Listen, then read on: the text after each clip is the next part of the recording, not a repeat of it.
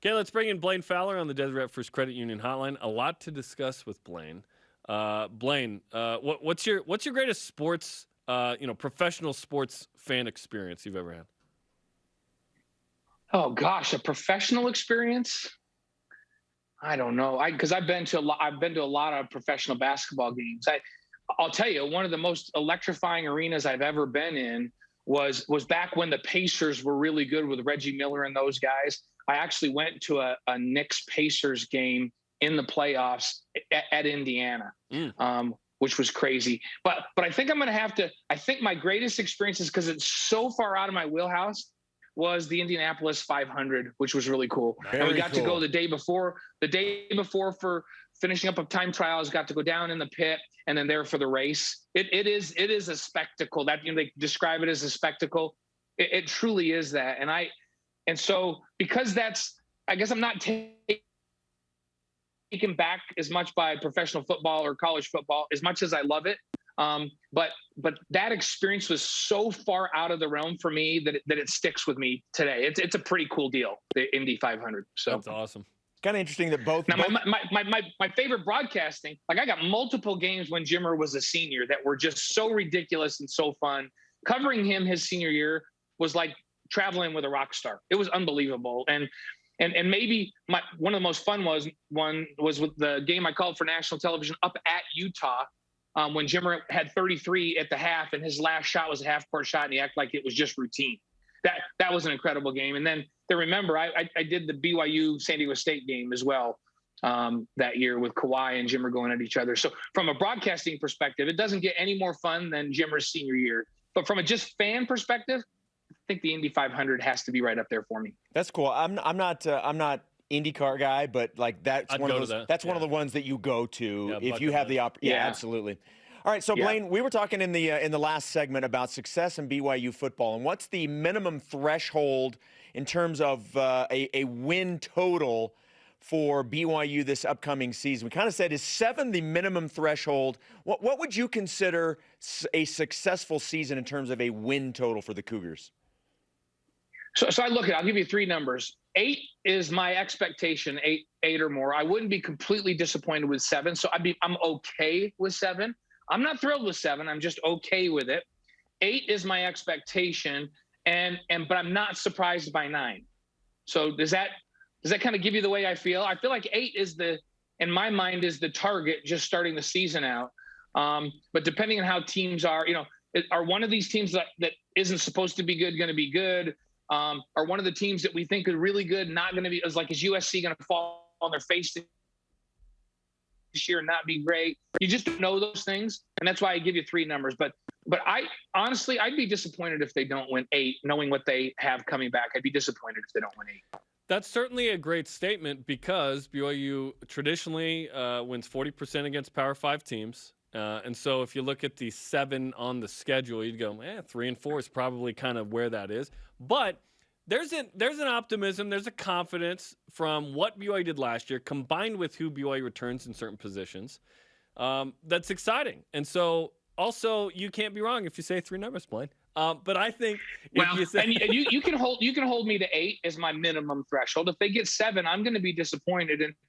And this team, I think about, remember before last season, you guys were asking me, is there a team that this reminds you of? And I said, this team reminds me of the 96 team, because you had a quarterback who I really felt like, and Sarkisian, the light bulb went on at the end of the season in 95. I felt like with him coming back to build around, he was going to be really, really good in 96. They had a good defense with great corners. I felt like that team looked like 96. I feel like they performed like 96. If you're to ask me this year's team, what does it remind me of? They remind me of the 84 team. Blaine. That's saying a lot, right? No, but listen, hear me out on Blaine this. Blaine is calling for a national championship this year. Hear me out here, because these guys play a schedule that's not like we played in 84. Right. But in 83, we had a phenomenal NFL Hall of Fame quarterback named Steve Young, if you guys might remember him. Heard of him. But we finished the season number 7, beat Missouri in the Holiday Bowl, and everybody was saying, well, they're gonna have a big drop off because they're losing Steve Young and on and on and on. But what they discounted was that we had almost all of the entire offensive line coming back, that we had Lake Haimuli and Kelly Smith coming back at running back, that we had a phenomenal receiving core coming back with Mark Bellini and Adam Haysbert and Glenn Kozlowski. So they discounted the fact that even though we were losing one of the greatest quarterbacks in the history of the game, the other pieces that were coming back were going to make it easy, whether it was Robbie or whether it was me that was going to play quarterback in that situation. Our only job that year was going to be to distribute the ball to playmakers, and we're going to be fine behind a great offensive line. That's the exact same situation BYU's in going into next season. They have tremendous talent all around whoever's going to play quarterback. The job's going to be just distribute the ball and don't turn it over, and they're going to be really good on offense. And you got Algier, who's an NFL type of a running back. You got NFL tight ends. You got a receiving core that's deep and big and fast. I think people are underestimating how good they're going to be. And then I look on the defensive side. In '84, we came in. It was a defense built around phenomenal linebackers and an All-American free safety. And I look at this defense for this team next year. They're really good at linebacker. I mean, when you take Wilgar and Tooley and Peely, this is a defense built around, and they've got great corners coming back. The team, the whole setup reminds me of '84. Now, the difference is we didn't play 7 P5s in '84, and Baylor wasn't as good as we thought they were going to be that year, and Pittsburgh ended up not being as good as they were supposed to be. They're supposed to be a top 5 team. And so we went out and won a national championship. I don't expect them to go undefeated, but I expect them to be good. This is a rebuild year, not a reload year. And if you really look at what they've got coming back, they've got a core of talent that matches up with everybody they play on the schedule. Yeah, I totally agree with you. And you make great points on that. And yes, so the difference is the schedule. So with that in mind, I think you're right. Like 9 would be like, hey, that was really good. We're graded on a different curve now. I've made this analogy too. It's hard to say put way more weight on the bar but get the same amount of reps. That's just not logistical. I'm surrounded by 2 guys right now that lift regularly. That's not a realistic standard. And we can't just say, well, hey, BYU just needs to play better. The difference will be if BYU gets 9 wins, that is equal to 11 or something in the Mountain West or WAC days, given how tough that schedule is. So I'm with you. If BYU gets 7, given what you just said, it's like, oh, that was kind of disappointing given who BYU has. Yeah. 8 would be fine. 9 is like, that was good. And then 10 just feels like bonkers, given how this is almost a true Power 5 schedule in some of the leagues where you're playing 7. Some of them play 8. You're only 1 game shy. You could argue that Boise State is Power 5 equivalent. So it's like BYU's playing a true Power 5 schedule. Yeah, I think to that point, Jeremy, if you get 10 with this schedule, you could make a case that's got, depending on who the 2 losses are, that could be a top 15 team at 10-2, right? Yeah. Where BYU in the past, whether it's the '83 team or the '84 team or the '96 team, with more than 1 loss, you're not going to be in the top 15. But I think they could have 2 losses and be a top 15 team, depending on who they were in 2. You could have 3 losses and be a top 20, 25 team. And so it's a whole different measuring stick based on who they're playing now compared to who we played back then. But I do like the setup of who they have coming back. I like the teams that they're playing that are big names that are rebuilding, new coaches, whatever you might might say. There's a little bit of uncertainty. The teams that scare me the most on the schedule are Arizona State, because they have such a dynamic quarterback and offense coming back. That makes me a little bit nervous. You get a scoring match with them. USC, just purely because they're talented. So much talent coming back for USC. That game makes me nervous. And then Utah, and it's not because of talent anymore. It's because of the mentality. Is BYU going to have the mental toughness to go, we're good enough to beat this team? Because I feel like physically they match up fine with Utah.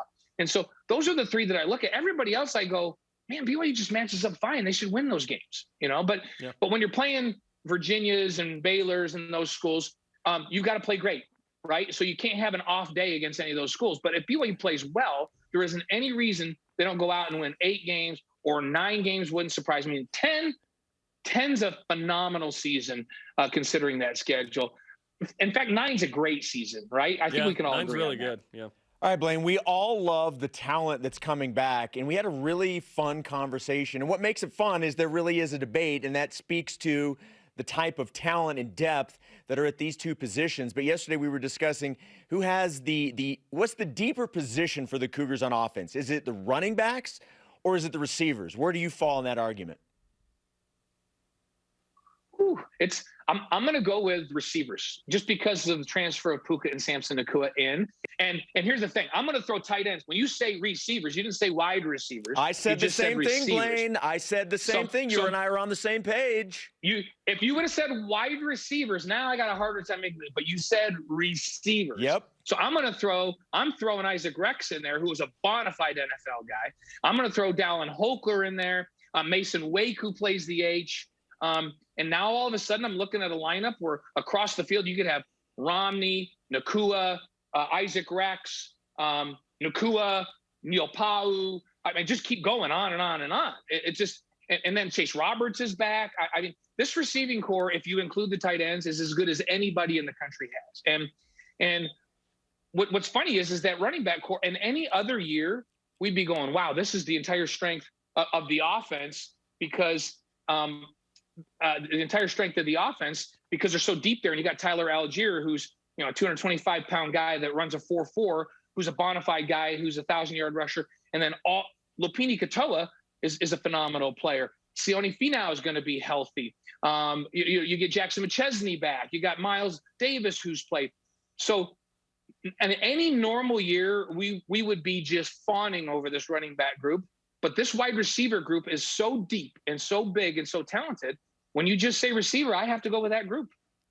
Okay, let's finish with this. Jacob Conover is a freshman. He's in this battle for starting quarterback.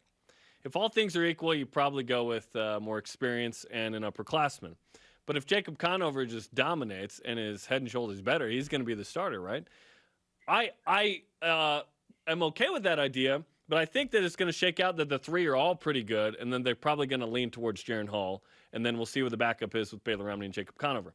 Against this schedule with this group, I would prefer that a freshman redshirt so that later it's his time, especially because BYU has two guys that have started multiple games. What's your opinion on, having a freshman potentially start against this schedule?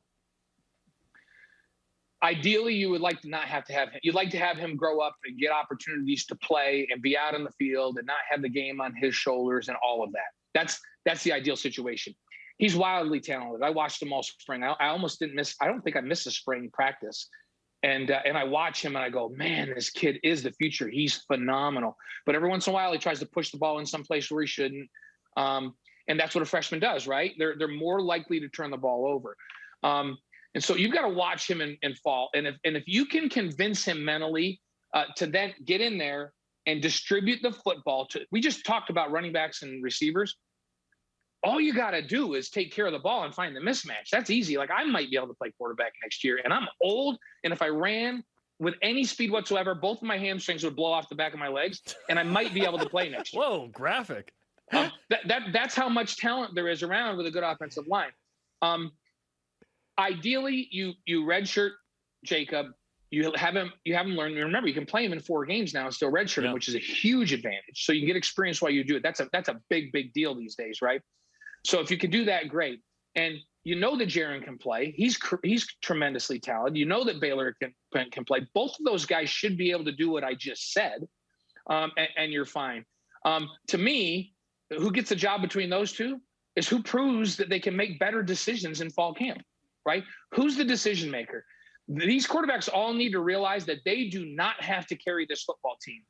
When Zach Wilson was playing as a young guy, he was thinking he had to carry the team. That is not the case any longer with the talent at skill positions and with the good offensive line BYU has. So whoever can take care of the ball is who I would start in game 1. The guy that proves to me in fall camp that he's going to make great decisions, isolate the guy that has the mismatch, get the guy the ball, and let him go make plays. That's the guy that should play. Amen. Blaine Fowler, great stuff. Crazy insight on this team, 84 comp, the quarterbacks, the wide receivers. We'll chat more soon. I know it's the summer, but there's a lot to talk about. Well, and I got to say this. For me to even compare this linebacking core to 84's linebacking core is saying a lot. That's how much I feel about this year's linebacking group. Because you got to remember, we have Kurt Govea and Leon White and Kerry Whittingham and Marv Allen, our 4 backers in the 3-4. That is Leon and Kurt combined. I don't know how many years in the NFL as starters, but I love this linebacking core, so I think this defense is going to be better than people think as well. Okay, thanks, Blaine. We appreciate it, man. All right, guys. Great to talk to you. Blaine Fowler on the Deseret First Credit Union Hotline. Deseret First, you know why, we show how.